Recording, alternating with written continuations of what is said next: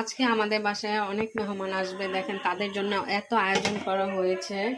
এখানে পোলাও, এখানে রোস্ট রান্না করেছে, সবকিছু আমার ছোট বোন করেছে।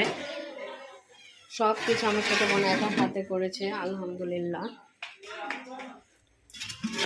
এখানে গরুর মাংস দেখেন,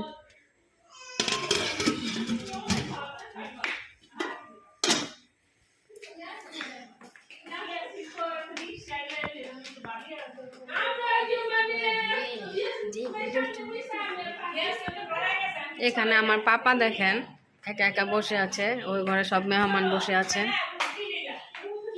আমার বোনের মেয়ে।